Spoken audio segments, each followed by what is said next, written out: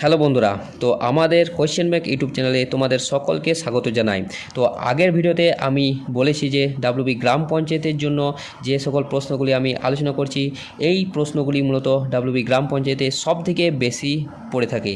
তো তোমরা যদি ডাব্লিউবি গ্রাম পঞ্চায়েতে 10-এ 10 পেতে চাও জিকেতে, তো অবশ্যই এই ভিডিওটা প্রথম থেকে শেষ পর্যন্ত দেখবে। আর এই প্র্যাকটিস সেটটা মূলত আমার 58তম প্র্যাকটিস সেট, আর এর আগে আমি 57টি প্র্যাকটিস সেট বানিয়ে রেখেছি। তোমরা যদি সেই ভিডিওগুলি না দেখে থাকো তো অবশ্যই আমাদের চ্যানেলে যেয়ে অবশ্যই দেখে নাও জিকেতে 10-এ 10 পাওয়ার জন্য। তো চলো শুরু করি। তো দেখো, আজকে আমাদের প্রথম প্রশ্ন রয়েছে, সিন্ধু সভ্যতার একমাত্র বন্দর নগরীর নাম কোনটি ছিল? কালিবঙ্গান, লোথাল, মহেঞ্জোদারো এবং রোপার। তো দেখো নিচের মধ্যে এখানে সঠিক উত্তর হয়ে যাবে লোথাল, অপশান বি হয়ে যাবে এখানে সঠিক উত্তর। তো সিন্ধু সভ্যতার একটি প্রধান সমুদ্র বন্দর ও বাণিজ্যিক কেন্দ্র হচ্ছে লোথাল। আর তোমরা ভাবছো যে এত সহজ প্রশ্ন কি ডাব্লিউবি গ্রাম পঞ্চায়েতে আসে? তো তোমরা এই বিগত বছরে যে ডাব্লিউবি গ্রাম পঞ্চায়েতে পরীক্ষাটি হয়েছিল 2018 সালে, সেই প্রশ্নগুলি ঘাঁটলে তোমরা অবশ্যই দেখতে পাবে যে এর থেকেও সহজ পড়েছে, আবার এর থেকেও বেশি কঠিন পড়েছে। তো এই স্ট্যান্ডার্ড লেভেলের কোশ্চেনগুলো তোমাদেরকে করাচ্ছি এবং অবশ্যই তোমরা মন দিয়ে এই প্রশ্নগুলি দেখো এবং তার ব্যাখ্যাগুলো তোমরা একটু হলেও দেখবে। তো দেখো আমাদের পরবর্তী প্রশ্নটা রয়েছে, কানাডা কাপ বিখ্যাত ট্রফিটি, এই কানাডা কাপ এই বিখ্যাত ট্রফিটি কোন খেলার সাথে যুক্ত? তো দেখো এই কানাডা কাপ এটি মূলত যুক্ত হচ্ছে গল্ফ খেলার সাথে, অপশান সি হয়ে যাবে এখানে সঠিক উত্তর। তো কানাডা কাপ হলো আন্তর্জাতিক গল্ফ খেলার সাথে একটি অত্যন্ত মর্যাদাপূর্ণ ট্রফি।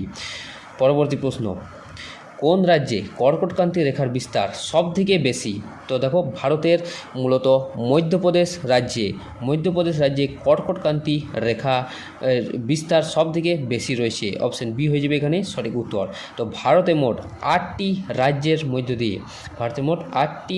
মধ্যে এই কর্কটক্রান্তি রেখা বিস্তার করেছে। আর তোমরা যদি সেই রাজ্যগুলির নাম জেনে থাকো অবশ্যই কমেন্ট বক্সে তা কমেন্ট করে জানিয়ে দেবে। পরবর্তী প্রশ্ন, পৃথিবীর সবচেয়ে উচ্চতম হ্রদের নাম কি? তো পৃথিবীর সবচেয়ে উচ্চতম হ্রদের নাম দেখো এখানে টিটিকাকা হ্রদ, অপশান বি হয়ে যাবে এখানে সঠিক উত্তর। তো দক্ষিণ আমেরিকার টিটিকাকা হ্রদ পৃথিবীর সবচেয়ে উঁচুতে অবস্থিত নৌ চলাচলযোগ্য একটি হ্রদ। পরবর্তী প্রশ্ন দেখো, সুরাটের সন্ধি কাদের মধ্যে অনুষ্ঠিত হয়েছিল? সুরাটের সন্ধি, তো দেখো সুরাটের সন্ধি মারাঠা এবং ইংরেজদের সাথে, অপশান এ হয়ে যাবে এখানে সঠিক উত্তর। মারাঠা ও ইংরেজদের সাথে 1775 সালে এটি অনুষ্ঠিত হয়েছিল। পরবর্তী প্রশ্ন, তরল পদার্থ বাষ্পে পরিবর্তনের পদ্ধতিকে কি বলা হয়? তো তরল পদার্থ বাষ্পে পরিবর্তনের পদ্ধতিকে মূলত বলা হয় বাষ্পীভবন, অপশান এ হয়ে যাবে এখানে সঠিক উত্তর।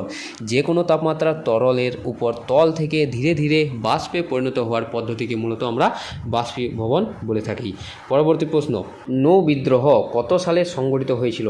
তো নৌ বিদ্রোহ দেখো সংগঠিত হয়েছিল 1946 সালে ফেব্রুয়ারি মাসে। রয়্যাল ইন্ডিয়ান নেভির ভারতীয় নাবিকরা ব্রিটিশ শাসনের বিরুদ্ধে এই বিদ্রোহটি করেছিলেন।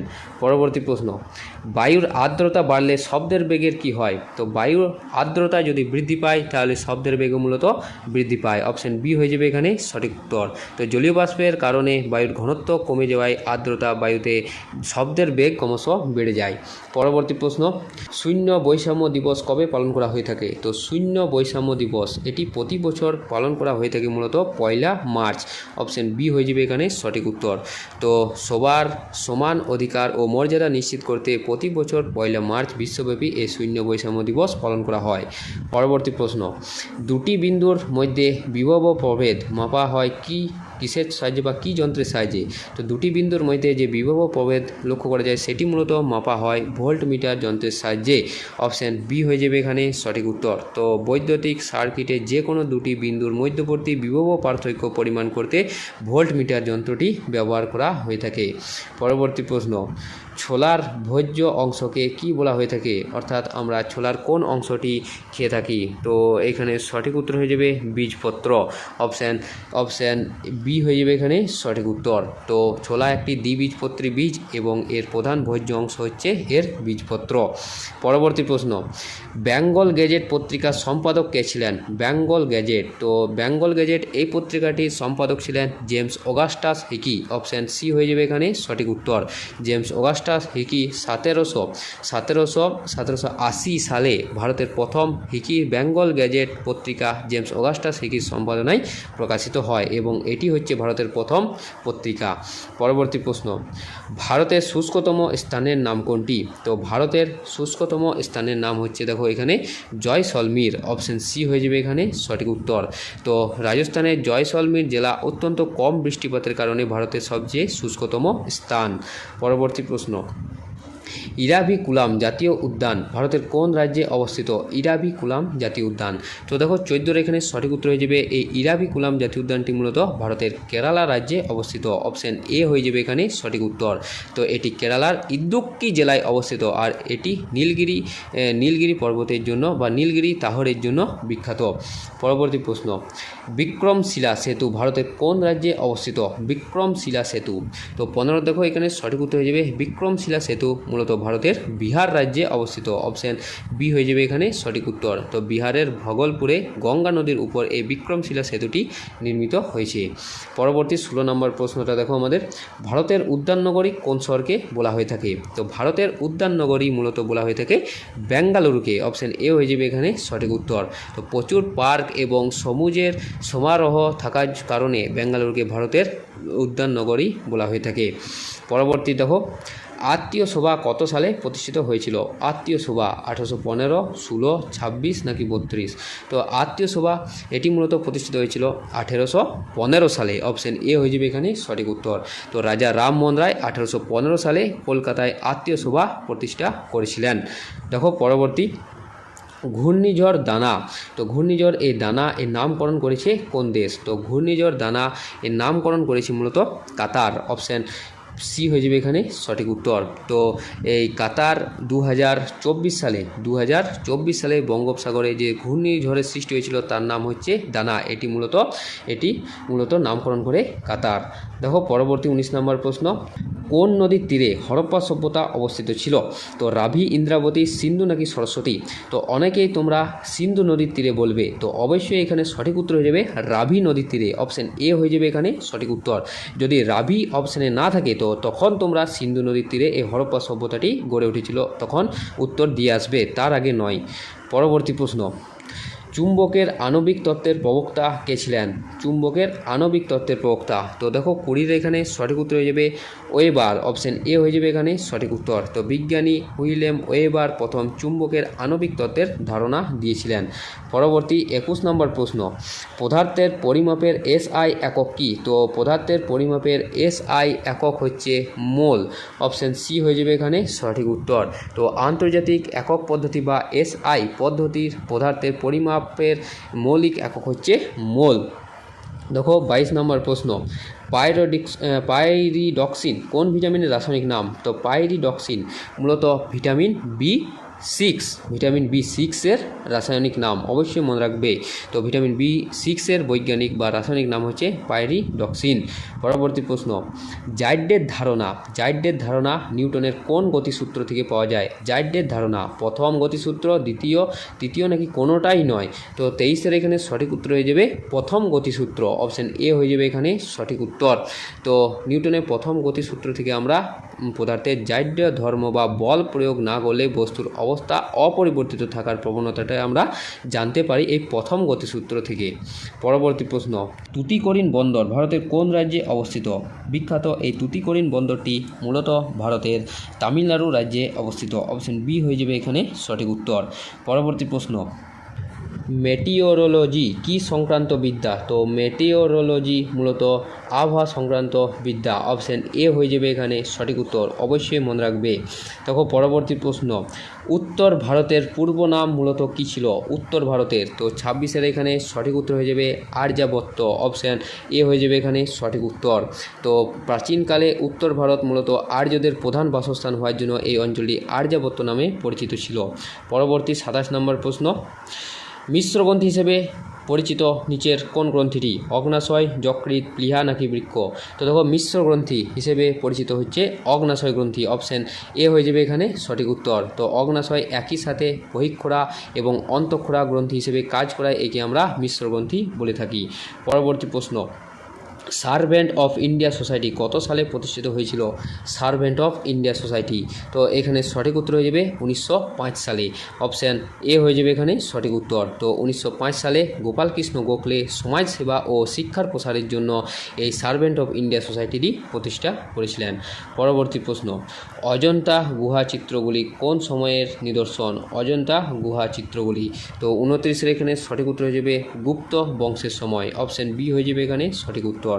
তো মহারাষ্ট্রে অবস্থিত বিখ্যাত অজন্তা গুহার অধিকাংশ চিত্র ও ভাস্কর্য গুপ্ত সাম্রাজ্যের শাসনকালে নির্মিত হয়েছিল।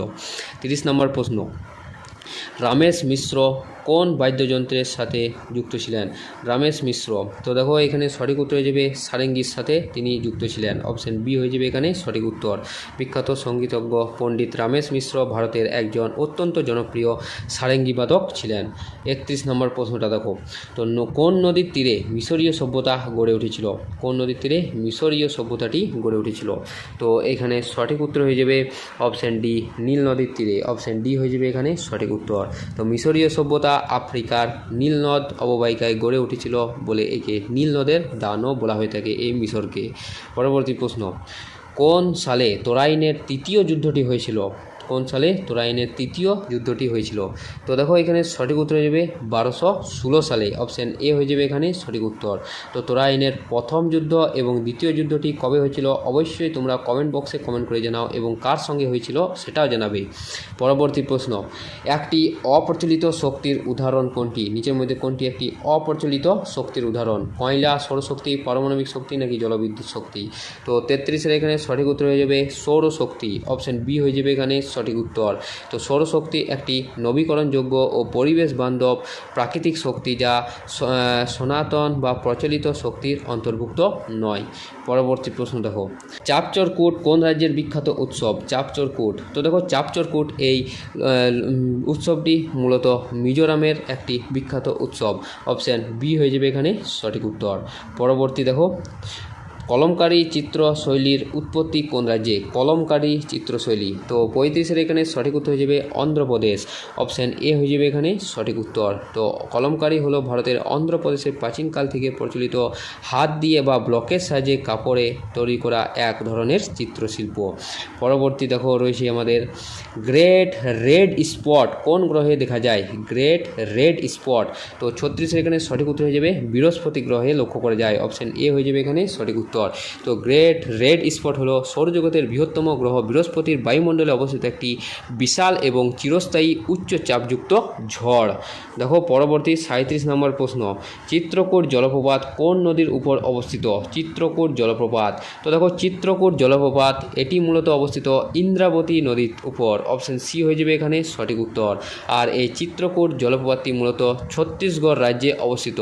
আর এই জলপ্রপাতটির বিশালতার জন্য এটি ভারতের নায়াগ্রা নামে পরিচিত। পরবর্তী প্রশ্ন দেখো, বিশ্ব বন্যপ্রাণী দিবস কবে পালন করা হয়? বিশ্ব বন্যপ্রাণী দিবস, তো বিশ্ব বন্যপ্রাণী দিবস বা উদ্ভিদের সুরক্ষা ও প্রাণীদের সুরক্ষার জন্য প্রতি বছর 3রা মার্চ এই বিশ্ব বন্যপ্রাণী দিবস পালন করা হয়ে থাকে, অবশ্যই মনে রাখবে। পরবর্তী দেখো, পশ্চিমবঙ্গে কতগুলি বন্যপ্রাণী অভয়ারণ্য রয়েছে? তো পশ্চিমবঙ্গে টোটাল বন্যপ্রাণী অভয়ারণ্যের সংখ্যা হচ্ছে 16টি। অপশান বি হয়ে যাবে এখানে সঠিক উত্তর। তো পশ্চিমবঙ্গে বন দপ্তরের সাম্প্রতিক তথ্য অনুযায়ী রাজ্যে বর্তমানে সুরক্ষিত অঞ্চলের অধীনে মোট 16টি বন্যপ্রাণী অভয়ারণ্য বা ওয়াইল্ড লাইফ স্যাংচুয়ারি রয়েছে।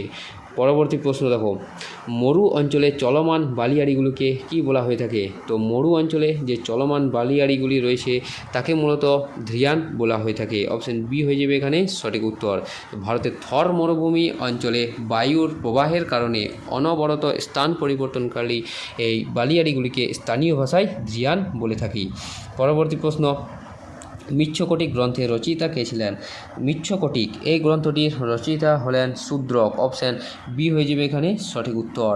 তো প্রাচীন ভারতের বিখ্যাত নাট্যকার শূদ্রক খ্রিস্টীয় তৃতীয় চতুর্থ শতকে এই সংস্কৃত নাটকটি রচনা করেছিলেন। পরবর্তী প্রশ্ন, রাজাজি ন্যাশনাল পার্ক ভারতের কোন রাজ্যে অবস্থিত? তো রাজাজি ন্যাশনাল পার্ক এটি মূলত ভারতের উত্তরাখণ্ড রাজ্যে অবস্থিত। অপশান সি হয়ে যাবে এখানে সঠিক উত্তর।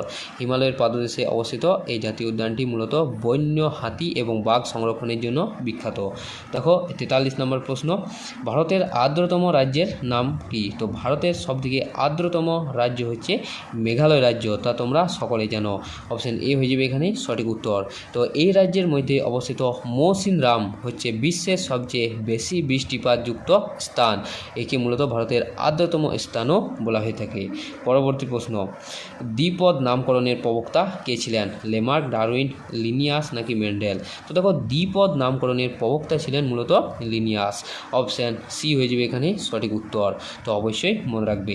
পরবর্তী 45 নম্বর প্রশ্ন, শিব সমুদ্রম জলপ্রপাত কোন নদীর উপর অবস্থিত? তো কাবেরী, মহানদী, কৃষ্ণা নাকি নর্মদা? তো দেখো শিব সমুদ্রম জলপ্রপাত এটি মূলত অবস্থিত কাবেরী নদীর উপর। অপশান এ হয়ে যাবে এখানে সঠিক উত্তর।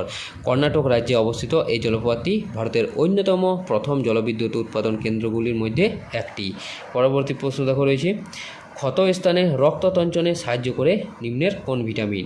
এ, ডি, ই নাকি কে ভিটামিন? তো দেখো ক্ষত স্থানে রক্ততঞ্চনে সাহায্য করে মূলত ভিটামিন কে। অপশান ডি হয়ে যাবে এখানে সঠিক উত্তর। তো এই ভিটামিন কে এর রাসায়নিক নাম কি তা অবশ্যই তোমরা কমেন্ট বক্সে কমেন্ট করে তা জানিয়ে দেবে। 47 নম্বর প্রশ্ন, ভারতের শেফিল্ড পশ্চিমবঙ্গের কোন শহরকে বলা হয়ে থাকে? তো ভারতের শেফিল্ড মূলত পশ্চিমবঙ্গের হাওড়া শহরকে বলা হয়ে থাকে। অপশান বি হয়ে যাবে এখানে সঠিক উত্তর।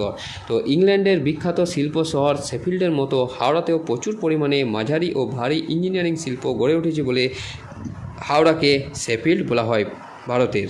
পরবর্তী প্রশ্ন, কী সংক্রান্ত বিদ্যাকে ইকোলজি বলা হয়ে থাকে? তো দেখো এখানে সঠিক উত্তর হয়ে যাবে পরিবেশ সংক্রান্ত বিদ্যাকে মূলত আমরা ইকোলজি বলে থাকি। অপশান এ হয়ে যাবে এখানে সঠিক উত্তর। তো জীবদেহের চারিপাশে ভৌত ও জৈব পরিবেশের পারস্পরিক সম্পর্ক নিয়ে আলোচনাকে ইকোলজি বা বাস্তুবিদ্যা বলা হয়ে থাকে। পরবর্তী প্রশ্ন দেখো 49 নম্বর প্রশ্ন, তো ইয়েনা ওয়াটারফল ভারতের কোন রাজ্যে অবস্থিত? তো দেখো ইয়েনা এই ওয়াটারফলটি ভারতের মূলত মহারাষ্ট্রে অবস্থিত। অপশান বি হয়ে যাবে এখানে সঠিক উত্তর। তো এই মনোরম জলপ্রপাতটি মহারাষ্ট্রের বিখ্যাত পাহাড়ি অঞ্চল মহাবালেশ্বরের কাছে অবস্থিত। পরবর্তী এবং আমাদের শেষ প্রশ্ন দেখো, হিমবাহের সঞ্চয় কার্যের ফলে গঠিত একটি ভূমিরূপের নাম কি? তো দেখো হিমবাহের সঞ্চয় কার্যের ফলে গঠিত একটি ভূমিরূপ হচ্ছে বোল্ডার ক্লে। অপশান বি হয়ে যাবে এখানে সঠিক উত্তর।